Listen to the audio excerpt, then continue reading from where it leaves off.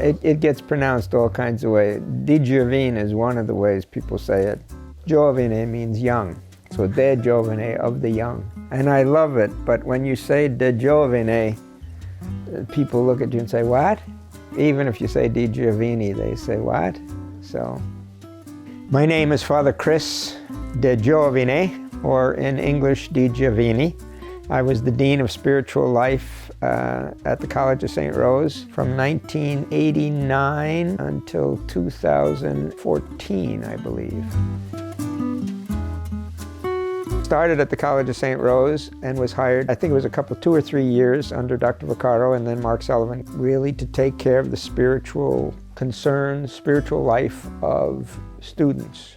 That meant taking care of the Catholic students and mostly doing the sacraments, doing Catholic Mass on the 3rd floor of St. Joseph's Hall at the time.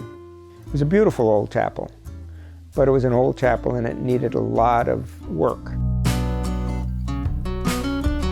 So one of the first things I did was, seeing that the community had changed and the college was changing, we did a survey and asked the students, what should we do? One, the students said, we are different than we were in 1925. We are now an interfaith community. We should build an interfaith space. Number 2, it should be a place where all people are comfortable, especially because it's in the city, an escape from the craziness, college life and city life. And then the third one was, it needed to be a community space. It wouldn't be focused simply on a religious group or even religious groups, interfaith, but that it could also be a community space. This was a developmental idea, so we moved from that chapel on the 3rd floor to an interfaith community, building a sanctuary, becoming a department.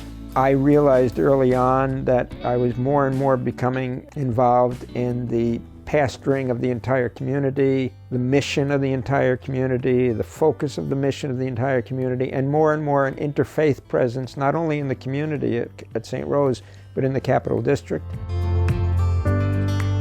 So I was having less and less time to do the connection with the students. I still made sure that that was primary. I'd go to as many basketball games as I could, and many of the student programs as I could be at. Always went to Silver Bay and the retreats, and was involved as much as I could with the students, but realized that I was sacrificing more and more of that time for the administrative kinds of things that I needed to do. So then I hired Joan Horgan, and she's been remarkable spiritual presence for the students at the College of St. Rose, and I'm so thrilled that she's still there.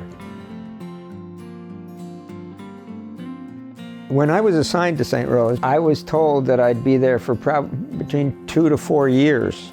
As I stayed at St. Rose, I just found myself very much at home and loved the job so much, and stayed there for 25 great years, great years, loved all of it. But I had promised myself, as I was in the middle of that, I would not stay beyond my 65th birthday, because I thought the students deserved someone closer to their age than a grandfather. The other thing was, I had always wanted to be a pastor. All the signs were clear to me that it was time for me to leave St. Rose, leaving it in the hands of Joan and Ken Scott, and I was blessed again because I got the job as pastor of St. Matthew's in Voorheesville, which was a great blessing for me. That was just a wonderful way to end my active priestly career. I tell people all the time, I have been probably one of the luckiest people on the face of the earth. My life has been blessed and blessed and blessed. Undeservedly, I think, but I'll take it.